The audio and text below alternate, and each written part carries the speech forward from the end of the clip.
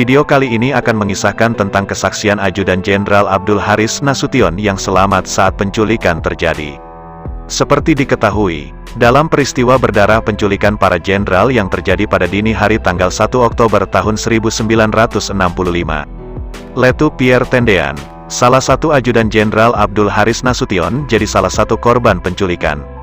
Dia dibawa paksa pasukan penculik yang bermaksud menculik Jenderal Abdul Haris Nasution ke Lubang Buaya, basis kelompok G30 SPKI. Di Lubang Buaya, Pierre Tendean akhirnya dibunuh bersama 3 Jenderal TNI AD lainnya yang berhasil diculik dalam keadaan hidup. Jenderal Nasution sendiri selamat dari upaya penculikan. Nah, ketika peristiwa penculikan itu terjadi, selain Pierre Tendean, ada ajudan lain Nasution yang ada di rumah sang jenderal. Dia adalah Hamdan Mansur, ajudan Jenderal Nasution dari Angkatan Kepolisian. Buku Sang Patriot, Kisah Seorang Pahlawan Revolusi. Biografi resmi Pierre Tendean, yang disusun Abi Besman, Ivani Saktia, Irma Rahmania Dewi, Laricia Umboh, Neisa Ramadhani, Novirini Drivina dan Zizul Lastri, mengutip kesaksian Hamdan Mansur tentang apa yang terjadi pada peristiwa tanggal 1 Oktober tahun 1965 dini hari tersebut.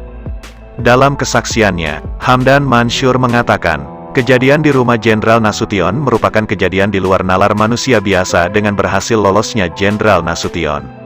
Kata dia, mengenai penyergapan itu, ada 2 kejadian di kedua bangunan. Bangunan pertama adalah rumah yang ditempati Pak Nas dan keluarga, serta bangunan kedua adalah paviliun tempat para ajudan, pengawal, atau sopir Pak Nas. Pak Nas adalah panggilan akrab dari Jenderal Nasution yang ketika itu menjabat sebagai Menko Hankam merangkap Kepala Staf Angkatan Bersenjata. Pierre yang saat itu bertindak cepat dengan memeriksa keadaan di luar dengan menenteng senjata secara tidak sengaja justru menyelamatkan Pak Nas, kata Hamdan. Pierre yang dimaksud adalah Pierre Tendean, salah satu ajudan Jenderal Nasution ketika itu.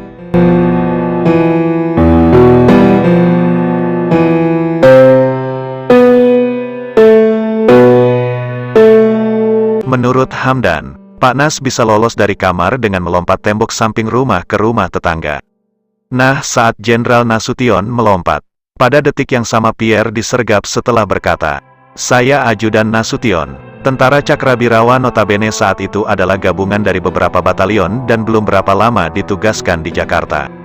Karena fokus pada pengawalan presiden, mereka kurang familiar terhadap wajah-wajah para petinggi Angkatan Darat, termasuk wajah Jenderal Nasution, apalagi wajah Pierre Tendean. Peristiwa yang berlangsung hampir bersamaan ini, menurut Hamdan, membuat nyawa Jenderal Nasution selamat.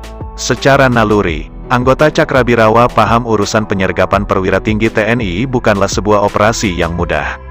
Ada rasa was-was dan gugup sehingga mereka berusaha menyelesaikan tugasnya secepat mungkin. Inilah naas untuk Pierre. Kata-kata ajudan tidak terdengar, yang ada hanya kata-kata, "Saya Nasution."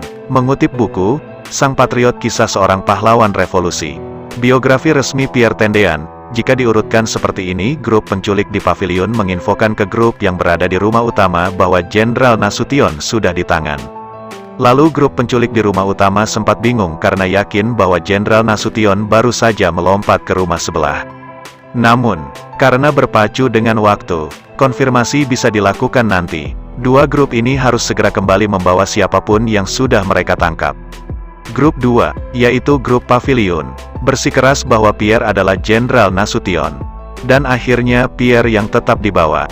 Oleh karena itu, grup 1 yang sedang memburu Jenderal Nasution di rumah utama tidak meneruskan pengejaran terhadap seseorang yang melompat ke rumah sebelah.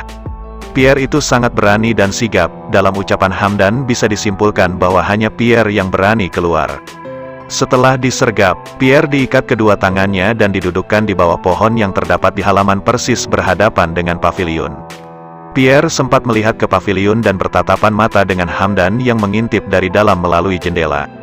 Hamdan menafsirkan tatapan mata Pierre sebagai isyarat, tetap diam di tempat. Dan memang betul, jika Hamdan ikut keluar dan ditangkap, Jenderal Nasution mungkin sekali tidak bisa dibawa kabur ke markas Kostrad keesokan harinya. Seandainya anak itu masih hidup, saya yakin sekali dia bisa menjadi petinggi TNI. Kecerdasan, kesigapan, dan jiwa tentaranya sangat berbeda dengan yang lain. Pierre itu berani orangnya, ujar Hamdan. Hamdan mengakui dirinya kalah cepat dari Pierre. Pierre langsung bangun, memakai jaket biru favoritnya, jaket yang sama yang juga dibelikannya untuk Mitzi. Hanya kepunyaan Mitzi berwarna merah. Celana panjang berwarna hijau tentara. Tidak sempat memakai alas kaki. Dan berlari sambil menenteng senjata Garand keluar. Kalau saja pada saat itu Pierre nekat menembak pasukan yang sudah mengepung luar rumah dan pavilion. Dapat dipastikan semua penghuni di dalam rumah Jenderal Nasution habis diberondong peluru, kata Hamdan. Pierre disergap oleh Pratu Idris dan Jahurub. Kepada para penjaga yang telah dilucuti senjatanya. Mereka bertanya, apakah betul ini Jenderal Nasution?